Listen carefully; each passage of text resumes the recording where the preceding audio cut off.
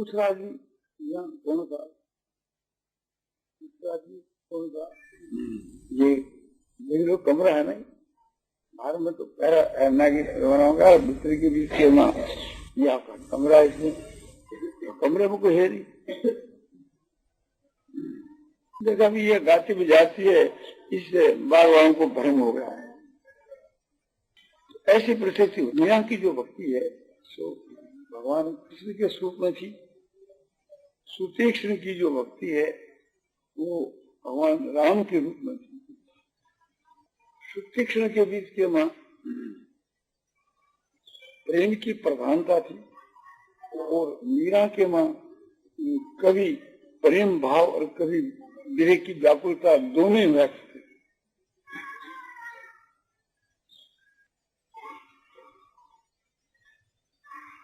इसी तरह से रुक्मिणी जी जो है उनमें विरह की व्याकुलता की प्रधानता थी। नारद जी भगवान के गुण प्रभाव को कह गए तब से तो भगवान के प्रेम के मां वो मग्न रहा करती थी। अपने मन के मां निश्चय कर लिया था कि भगवान ही हमारे पति हैं। और नारद जी के आज संदेशा भी दे दिया और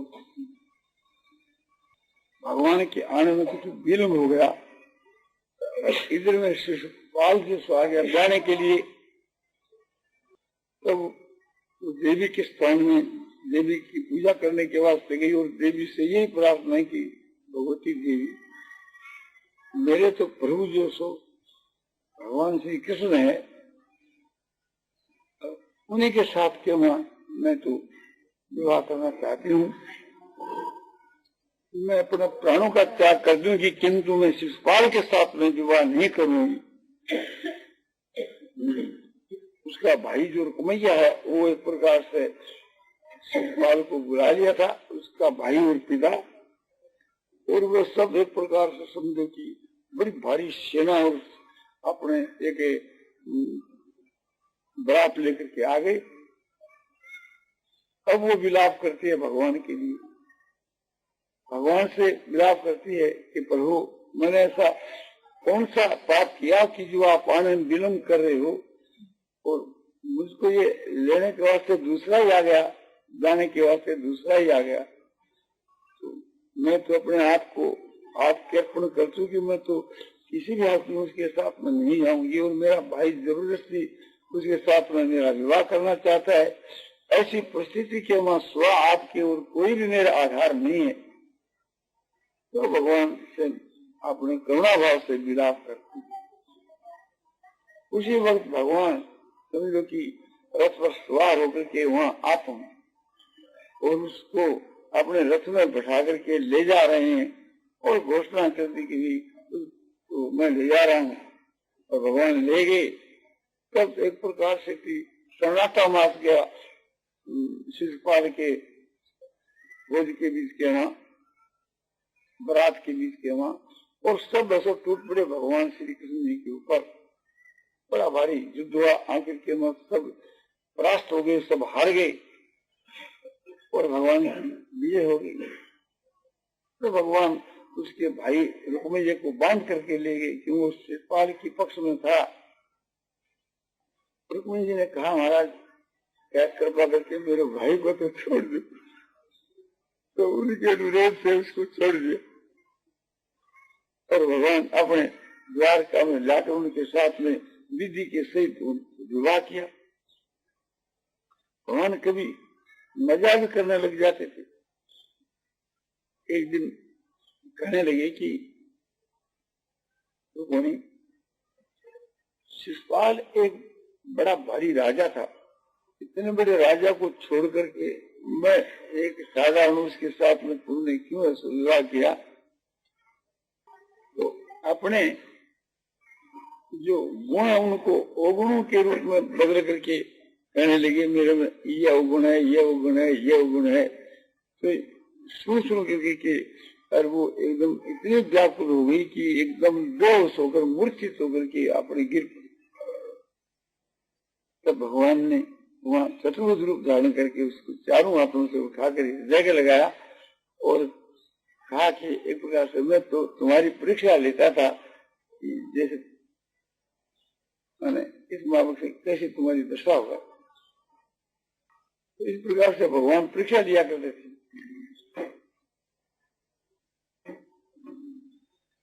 तो ऐसे जो भगवान के जो भक्त हुए स्त्री और पुरुष, उनका अनुकरण करना, उसके माफक अपने भाव करना, उससे भाव का फल तो समझो कि मन से भाव से सब होती है, फिर वास्तव में हो जाओ।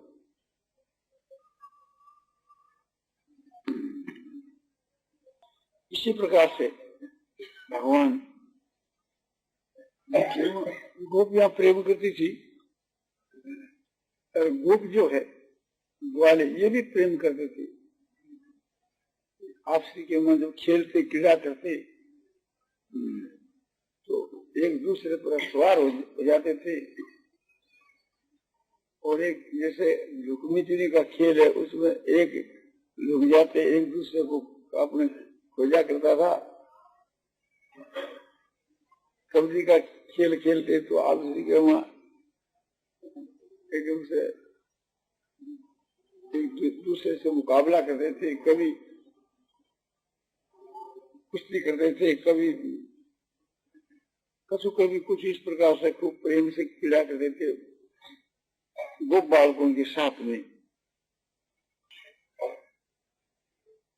और गोपियों के साथ के वहां मिलकर के भगवान नाचते गाते बजाते हंसते और एक दूसरे के से प्रेम करते। और जितनी गोपियां उतने आप बन जाते और बनकर के अपने देश में जैसे गिन्नर होती है, इस प्रकार से थी। एक बीच के भी वहां जैसे कोई बाजा बजाया जाता है और चारों तरफ गोलाकार के मंडलाकार एक कृष्ण एक गोपी, एक कृष्ण एक गोपी, इस प्रकार से जितनी गोपियां उतने ही कृष्ण, और एक से एक हाथ मिला करके के और समझो कि प्रेम में मुग्ध होकर के एक स्वर से सब गानों, एक स्वर से नाचों, कभी ऐसे गाते, कभी बजाते, कभी नाचते। फिर जब गोपियों के हृदय में यह होता है कि संसार में हमारे समान कौन है, तो भगवान फिर छिप जाते, अंतर्धान हो जाते। अब दिखते दिखते नहीं दिखते, तब फिर दिल में व्याकुल होकर के फिर रोती और रो करके फिर बन के भी के मन ढूंढा करती, ढूंढने पर भी पता नहीं लगता। तो एक दिन भगवान रास करते करते नाचते गाते बजाते अंतर्धान हो गई। तो प्रधान गोपी जो राधिका वो भी नहीं, भगवान भी नहीं, और सब है। एक दूसरे से पूछे बोले कि पता नहीं, वो तो अंतर्धान हो गए, गायब हो गए, पता क्या। और भगवान राधिका जी को लेकर के चले गए और ये सब गृह में व्याकुल होकर के और भगवान को खोज गए वन में। राधिका जी के मन के बीच के वहां भी थोड़ा अभिमान आ गया कि जितनी गोपियां उसके वहां मैं प्रधान हूँ। भगवान किसी के अभिमान को नहीं रहने देते।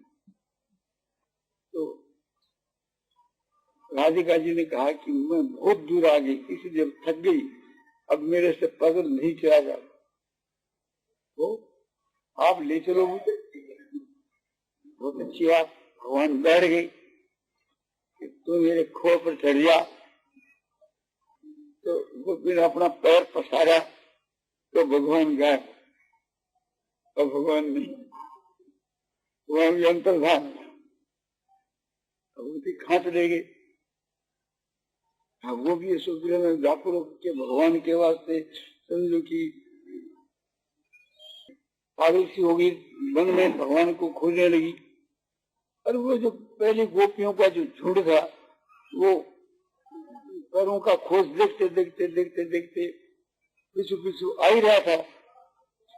तो जहाँ भगवान यहाँ बैठ करके गायब हुए थे वहां तक आए तो दोवां का खोज मिलता है, भगवान का और आगे।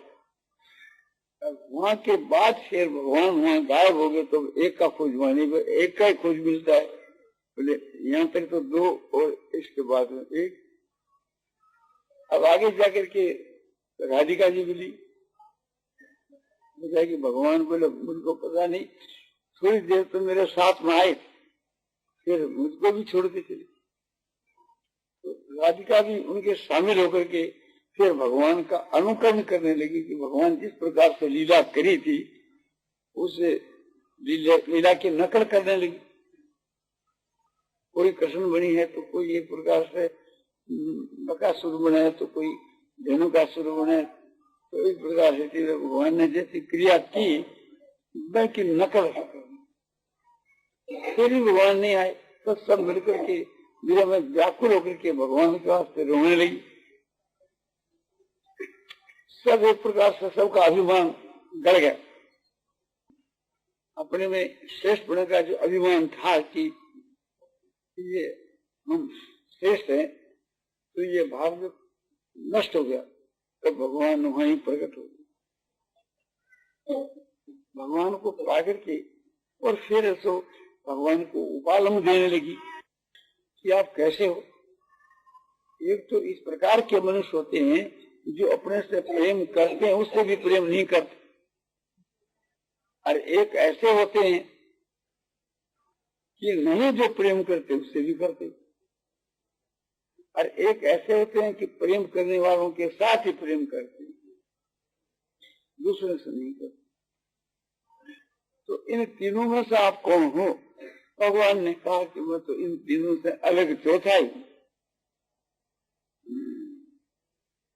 प्रेम करने वालों से जो प्रेम करते हैं वे तो मित्र हैं परस्पर के, और प्रेम नहीं करने वालों से भी जो प्रेम करते हैं ऐसे समझो कि सूर्य पुरुष भगवान के जो उच्च कोटि के वे भक्त है कि दूसरों के ऊपर दया करके उनके इसके लिए जैसे भगवान एक प्रकार से सबके सुहृद हैं ऐसे वे सबके सुहृद हैं। तो और दूसरा आदमी प्रेम करना चाहता है वे प्रेम नहीं करते। तो जैसे जो राजा महाराज बड़े आदमी है उनकी बहुत आदमी पसंद करते करते पूछे लगते हैं कि तू नहीं है तो करते।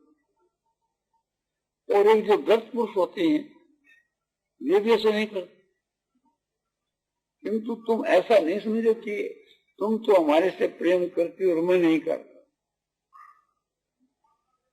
मैं जो वियोग देता हूं तुमको तरसाता हूं उसका कारण यह है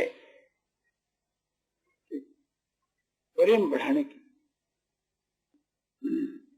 विजय की व्याकुलता के बीच के मन भगवान के स्वरूप की जो समृद्धि होती है वो संजोग में नहीं होती। संजोग में तो भगवान पास में मिल ही लिए, उसका फिर ध्यान क्यों होगा, समृद्धि क्यों होगी? तो समृद्धि तो वियोग में ही हो। तो समृद्धि विषय का जो आनंद है वो वियोग में मिलता है, और वहां एक प्रसन्न जो पैदा होती है भगवान के मिलने की जो एक तीव्र इच्छा होती है वो वियोग में होती है। तो गृह की व्याकुलता भी कोई कम दर्जे की चीज नहीं जिसका फल भगवान की प्राप्ति। इसलिए हम लोगों के हृदय के मां गृह की व्याकुलता सब बढ़ानी चाहिए और मन से भगवान का संयोग करके भगवान के मानसिक मिलन का आनंद लेना चाहिए। भगवान का ध्यान किया, भगवान आगे, फिर भगवान की बड़े प्रेम से और दिव्य पदार्थों से भगवान की पूजा की, बढ़िया से बढ़िया पदार्थों से जो कहावत है कि मन के लाडू फीके क्यों, अधिक से अधिक चीनी डालें, और इतनी भी चीनी नहीं डाल देनी चाहिए जो आपने केवल चीनी का स्वाद और लाडू का नहीं हो। बढ़िया से बढ़िया से बढ़ाना। आपने खूब बढ़िया से बढ़िया पदार्थों से पूजा भगवान की करनी और बढ़िया से बढ़िया पदार्थ बना हुआ तैयार समझो, जिसके सब उत्तम उत्तम मेवादि मिली हुए ऐसा पदार्थ आपने भोग लगाने के वास्ते बनाना, फिर भगवान के भोग लगाना और भोग लगा करके फिर भगवान की आरती करनी, आरती उतार करके फिर भगवान की स्तुति करनी और भगवान के मिलने के लिए, दर्शन होने के लिए, उनमें श्रद्धा और प्रेम पूर्ण होने के लिए प्रार्थना करनी, स्तुति प्रार्थना, उनके गुणों का गान स्तुति, उनसे मांग वो प्रार्थना। भगवान ही परमार्थ है, तो भगवान की प्राप्ति के लिए भगवान जो परमार्थ स्वरूप है उसके लिए प्रार्थना कर ली, प्रार्थना को, याचना को, तो भगवान से और क्या मांगे। तो भगवान से मांगने में भी आनंद आता है, पर ये मांग तभी होती है कि जब भगवान की अनुपस्थिति होती है।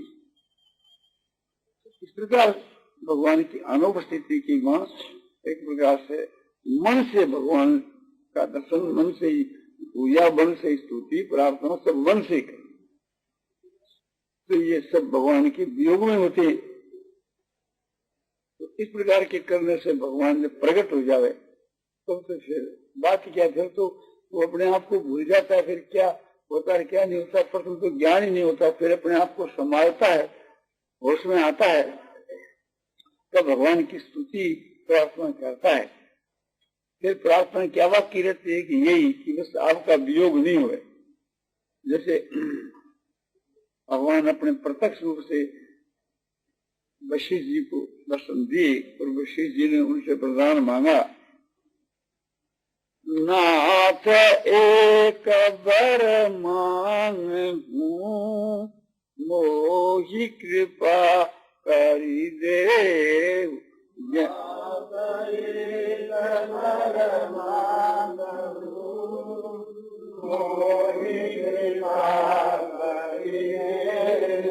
जन्म जन्म प्रभु पद कमल कबहू घटे जनि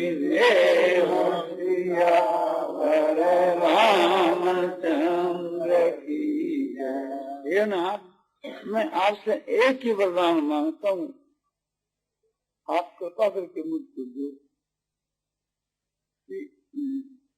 चाहे मेरे कितने ही जन्म हो उसके लिए परवाह नहीं, किंतु जन्म जन्म के बीच के मां आपका जो प्रेम है आपके साथ में वो घटे नहीं, सदा ही कायम रहे। बढ़ने की तो गुंजाइश नहीं क्योंकि पूर्ण प्रेम घटे नहीं, ये भी एक मांग है। और उसमें कमी हो तो आप में उत्तर प्रेम बढ़े, या आप में हमारा पूर्ण प्रेम हो या पूर्ण एक प्रकार से श्रद्धा विश्वास हो या आप में विशुद्ध प्रेम हो या ये मांगे जा सके। तो मैंने नहीं मांगने से भी होगा, और समझो कि उसके बाद और होना क्या है, वो तो एक विनोद है मांगना। इस प्रकार से हम लोगों को रोज जो है ऐसा अभ्यास करना चाहिए जिससे भगवान के मां हमारा अनंत और विशुद्ध प्रेम है। प्रेम के समान दुनिया में कोई वस्तु नहीं है। भगवान प्रेम के मां दिख जाते हैं, प्रेम ही भगवान का मूल्य है। हम लोगों के मन प्रेम की कमी है, इसीलिए भगवान आने में विलंब करते हैं, तो उस प्रेम की पूर्ति करनी चाहिए। इस प्रकार प्रेम की बातों को सुनने से भी प्रेम होता है और प्रेम की बातें कहने से भी प्रेम हुए, पढ़ने से भी प्रेम हुए, मनन करने से भी प्रेम हुए। तो कानों से ऐसे प्रेम की बातें सुननी चाहिए और वाणी से प्रेम की बातें कहनी चाहिए और नेत्रों से प्रेम की बातें पुस्तकों में पढ़नी चाहिए और मन से प्रेम के विषय का चिंतन करना चाहिए। इस प्रकार से प्रेम जो है परमात्मा का ही स्वरूप है, तो प्रेम स्वरूप परमात्मा का सो दर्शन भाषण का प्रतिभास आलाप चिंतन मनन ये मन से तो करना ही चाहिए। तो साधक के लिए सबसे बढ़कर ये साधन है। भक्ति के मार्ग में प्रेम का साधन ही सबसे बढ़कर है। भक्ति और प्रेम एक ही चीज है। नवदा भक्ति समझो कि पहले का साधन है और प्रेम लक्षण भक्ति उस सब का साधनों का फल है। इसलिए इसको चाहे अनंत प्रेम कहो, अनंत भक्ति कहो, विशुद्ध प्रेम कहो, विशुद्ध भक्ति कहो, एक ही बात है। तो ये जो साधन अवस्था का जो प्रेम है और उसके बाद में जो सिद्ध अवस्था का प्रेम है उसका ये फर्क है। वहाँ जो प्रेम है वो चेतन है, यहाँ प्रेम के साथ के बीच में सात ही गुणों का मिश्रण है और वो केवल है और शुद्ध है। तो वहाँ प्रेम प्रेमास्पद और प्रेमी तीनों स्वरूप से अलग अलग होते हुए वास्तव के बीच के मान धातु से एक ही है। भगवान के मिलने की बात तो उसकी चर्चा नहीं, कोई किसी कह ही नहीं सकता, कोई वर्णन कर ही नहीं सकता। वो तो सब साधुओं का फल है। करीब 1 घंटा हो गई, 1 घंटा। नारायण नारायण शिव नारायण नारायण नारायण शिव नारायण नारायण शिव नारायण नारायण शिव नारायण नारायण शिव नारायण नारायण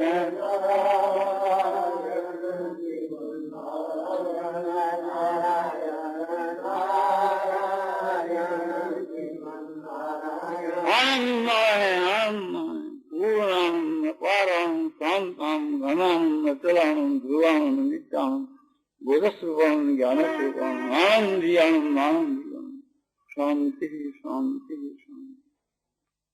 परम और विशुद्ध प्रेम का विषय पूज्य श्री जयदयाल जीवन का गौरामिति मार्गशीर्ष कृष्णा दशमी संवत 2013 तदनुसार तारीख 27 नवंबर 1956 ईस्वी को प्रातः काल 8 बजे सत्संग भवन साहिब गोरखपुर में कहा गया।